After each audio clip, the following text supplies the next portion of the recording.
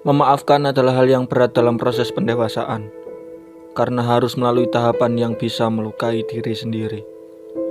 Dan bisa memaafkan adalah ciri dari orang yang berhati kuat, karena mampu melawan dirinya sendiri. Saya Zikri Nurhuda. Dan saya Fiza Arya. Selamat datang di podcast Celoteh Semesta.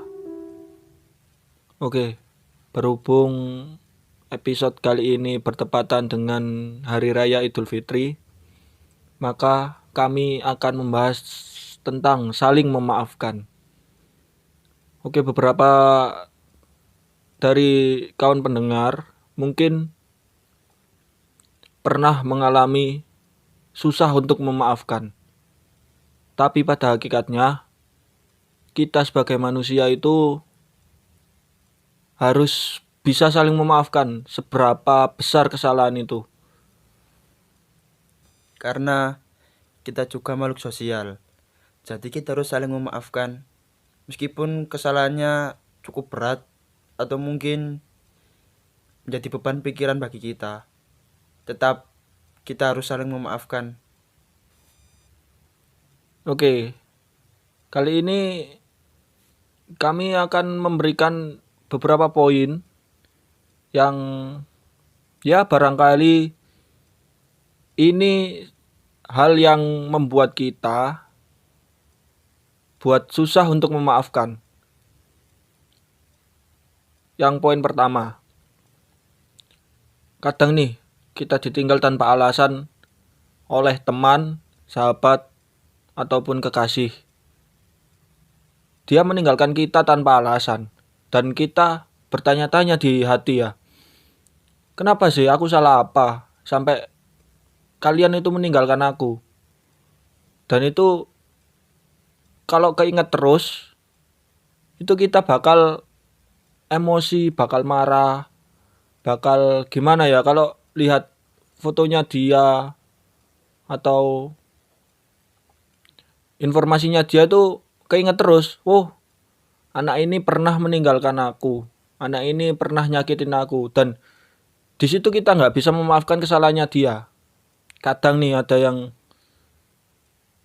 susah untuk memaafkan, aku pernah ditinggal tanpa alasan dan aku nggak bisa memaafkannya. Kita nggak boleh kayak gitu.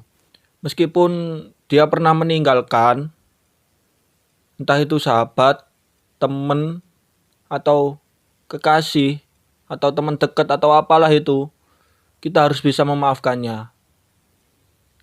Karena setiap orang itu juga punya hak. Setiap orang itu juga berhak bahagia.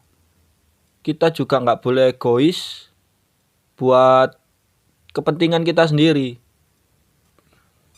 Buat mengatasi untuk bisa segera memaafkan untuk orang yang meninggalkan kita tanpa alasan yang jelas tentunya, ya jangan gali informasi lagi tentang dia.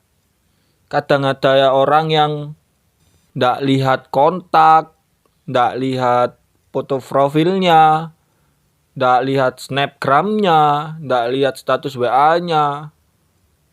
Itu salah satu cara buat kita itu untuk cepat memaafkan kesalahan dia yang pernah meninggalkan kita tanpa alasan. Ya mungkin kita harus segera memaafkan orang-orang yang meninggalkan kita tanpa alasan. Biar kita juga bahagia. Biar dia juga gak kepikiran. Buat ditinggal itu juga sakit sih aslinya. Apalagi tanpa alasan. Tapi gimana lagi? Kita harus saling memaafkan. Karena kita itu makhluk sosial. Dan barangkali kita besok butuh dia untuk menolong kita.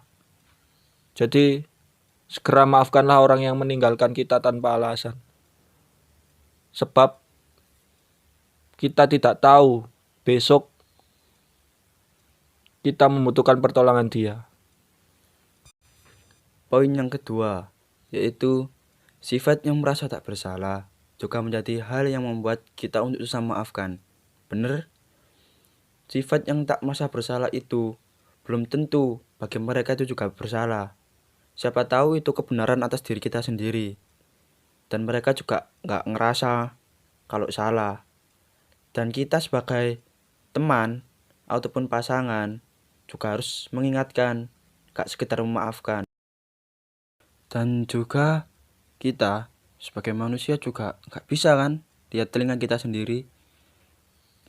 Kita harus butuh kaca, kita butuh orang untuk bicara apa yang terjadi pada diri kita. Dan jangan terlalu egois lah untuk berada di lingkungan halayak, di lingkungan masyarakat. Karena nggak semua orang bisa menerima kamu apa adanya. Mungkin juga ada yang nggak terima dengan kelakuanmu, dengan perilakumu, yang mungkin suka ngutangan atau guyon yang nggak wajar, yang lebih batas, itu juga nyakitin perasaan mereka. Dan mereka juga susah untuk memaafkan. Apalagi kamu diingetin gak ngaku bersalah, sifat yang angkuh. Jadi, mulai sekarang, kita harus bisa menerima kritik dan komentar dari orang lain. Jangan dianggap komentar kritik itu hanya berisi sisi negatif, tapi cari sisi positifnya. Jadi kawan-kawan, kita harus bisa memaafkan orang lain, karena watak dan perilaku mereka itu berbeda-beda. Dan kita harus bisa menyatu ke dalam halayak, ke dalam masyarakat, tanpa membeda-bedakan. Dan jika teman kalian ada yang salah, tapi gak mau ngaku salah, tapu enai. Ya, untuk poin selanjutnya, mungkin dikecewakan oleh seseorang. Itu bisa jadi membuat kita susah untuk memaafkan seseorang itu. Ya, dikecewakan misalnya di PHP, misalnya sama temen. Kamu di mana? Aku di warkop. Aku di warung kopi. Oke, berangkat OTW. Tapi dia selama 1 jam itu ndak dateng-dateng. Kan kita ngerasa di PHP. Kita mangkel lah. Merasa dikecewain lah sama temen kita itu. Ya udah, kita gimana caranya? Kita itu legowo.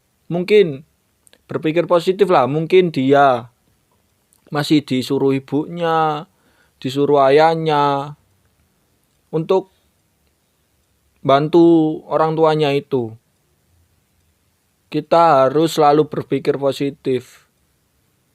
Meskipun itu pada pasangan juga. Dikecewakan sama pasangan. Misalnya dicuekin lah. Chat dicuekin. Balesannya singkat-singkat. Ya harus sadar diri atau sabar, itu tergantung kamu sendiri juga. Kan sudah dikecewakan seperti itu.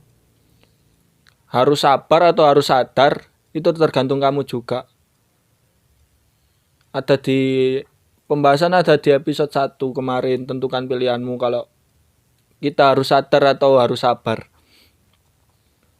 Ya, untuk yang dikecewakan oleh seseorang, ayo kita belajar memaafkan dari sekarang.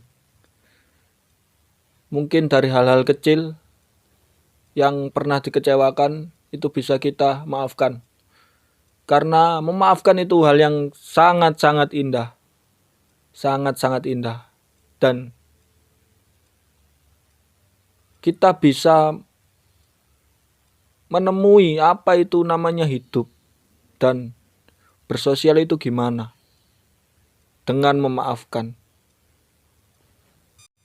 Oke, pada poin selanjutnya yaitu mengulangi kesalahan yang sama. Itu juga membuat kita sulit untuk memaafkan.